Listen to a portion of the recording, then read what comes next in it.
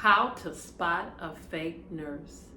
Tips from a retired nurse. So we've all heard recently in the news and on social media about Operation Nightingale.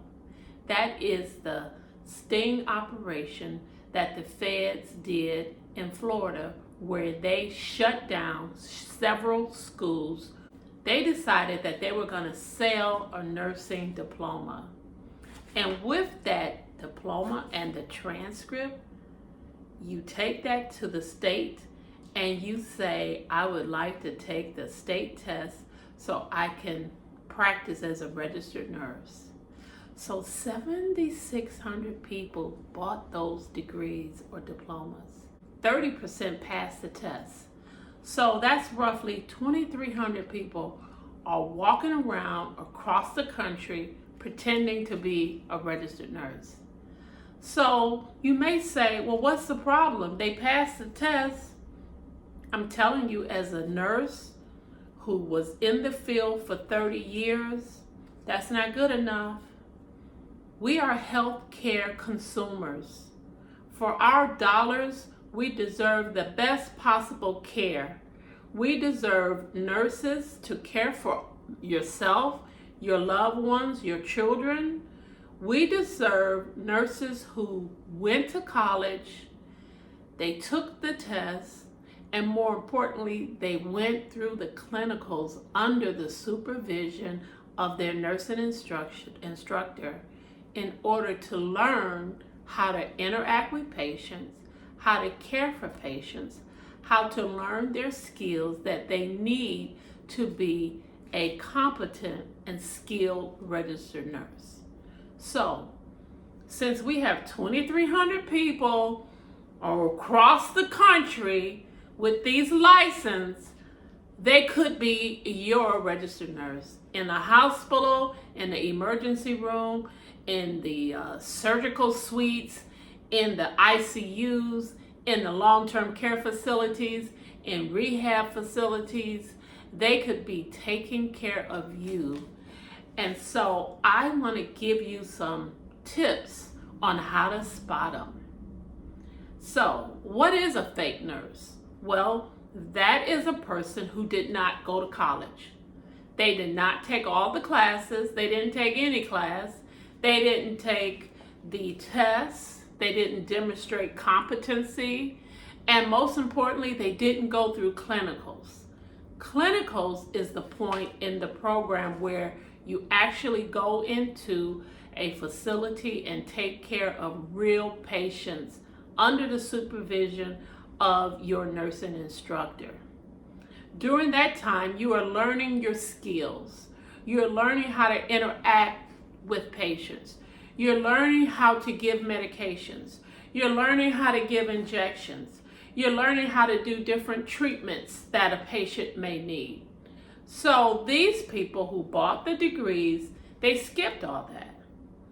And I'm here to tell you that they're somewhere operating under the standard of nursing. And they're going to mess around and they're going to bring harm to a lot of people. So I want to also give some of the responsibility to the healthcare facilities who hired them.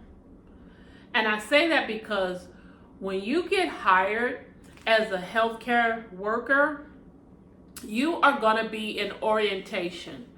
And orientation is the process where you're working with another nurse, and at that time, that nurse can observe your skills. They can observe your thinking ability, and if a fake nurse is not going to measure up, they're not going to quite measure up to the other nurses who have the same amount of experience. For example, if that fake nurse had been around for 2 years and another nurse who took the college courses, been around for 2 years, they are not going to demonstrate the skill at the same level. The fake nurse is going to have a lower skill set. You see what I'm saying? So, do you want to have a nurse to care for you with a lower skill set? I don't. And like I said, we are healthcare consumers and we deserve to be cared for by real nurses. So I do put some of the blame or responsibility on the healthcare facilities, because at that time they could have captured the fake nurse just by their inability to operate at a standard of nursing. So since these healthcare facilities kind of dropped the ball and they hired these fake nurses, you need to know how to spot them. So the number one way that you can spot a fake nurse, you need to ask questions. You need to ask a lot of questions to the nurse, especially when you don't understand something. Now, I don't mean ask questions like it's a test. I just mean when you don't understand something, you need to ask. The fake nurse is not going to be able to give you an adequate answer. He or she is going to give you a BS answer, and it's not going to make any sense to you. That's because they skipped college. That's because they don't know the why. Why am I doing this for the patient, or why am I doing that?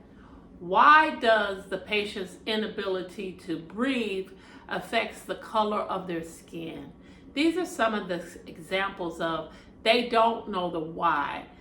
These fake nurses are going to be more task oriented, meaning that they just want to get the task completed. Take your medicine. Here is your blood pressure pill. Here is I have 5 pills for you. And when you ask, what are these medications? They're going to give you a song and a dance. They're going to give you a BS answer because they're not prepared, okay? They're going to say, oh, well, your doctor ordered it. Just take them. Or they're going to say, okay, I'll go and I'll check on your medications. A real nurse would never even approach the patient without knowing what the medications are that they are about to give the patient, okay? Because another one of our responsibilities is always teach, always reinforce, always teach your patient. Well, these fake nurses, they don't have that ability because they skip college. Another way to spot a fake nurse, when you ask questions, let's say, for example, a patient may say, I feel fine. I don't think it's necessary to take my blood pressure medications. I feel fine, nurse. And then, they're going to tell the patient, oh, your blood pressure is so high, it's 160 over 110. And the patient not knowing the impact of that high blood pressure, that fake nurse is not going to take advantage of the teaching opportunity to teach the patient why it's important to take the blood pressure medications, because your blood pressure is high even though you don't have any symptoms at this time. That high blood pressure is doing damage to your body at the smallest capillary area. They can't tell the patient that because they don't know any better. They don't know. So they miss out on many opportunities to educate the patient about their health and their disease and why it's important for you to take medication. The fake nurse will never be able to advocate for their patient. To be a patient advocate, sometimes you may have to go toe-to-toe with the doctor. You might have to go toe-to-toe with administration because you're being an advocate for your patient. Your patient needs something, and let's say a facility says, oh no, we're not going to buy that medication because it's too expensive. You need to be able to advocate for your patient. A fake nurse can't advocate because they lack the knowledge. They're not going to go toe-to-toe with a doctor because they cannot challenge the doctor because they don't know anything, okay? So they will never be your advocate. The fake nurse will make way more medication errors. They'll just give you some medications and you'll say, that's not what I had yesterday. And they're going to say, oh, it's okay, take it. And it's not okay. Again, they will never be able to answer your questions in a professional, intelligent way so it can make sense because they don't know. They skip college. A fake nurse will lack the necessary skills to deliver services to their patients. For example, when the patient has dressing changes, when the patients have had surgery, they're not going to know how to care for that surgical incision the way the skilled nurses do.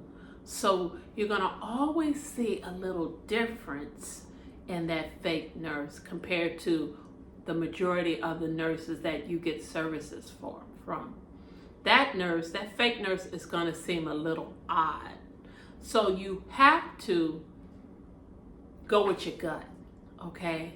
If your gut is telling you something is not right here, then probably something's not right. So what do? You need to request another nurse.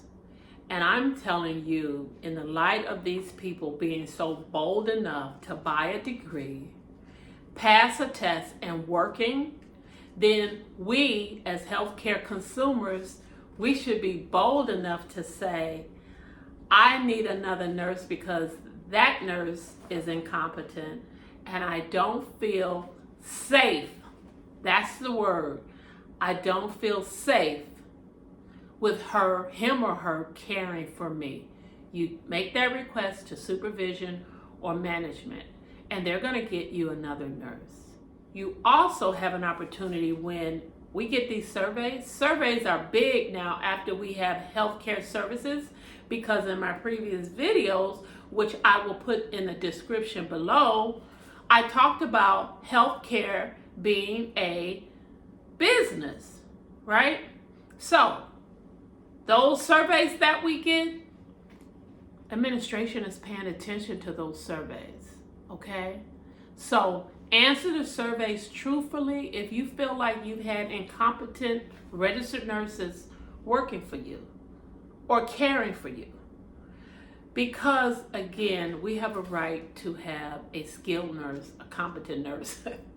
We have a right to have a nurse that went to college and did it the old-fashioned way by going to college, taking the classes, doing the clinicals, and then taking their state tests. So I hope this was helpful. And if this was helpful, please subscribe to my channel, like, and you can leave a comment. And most importantly, share Nurse Marsha. Don't keep me to yourself. Until next time, bye.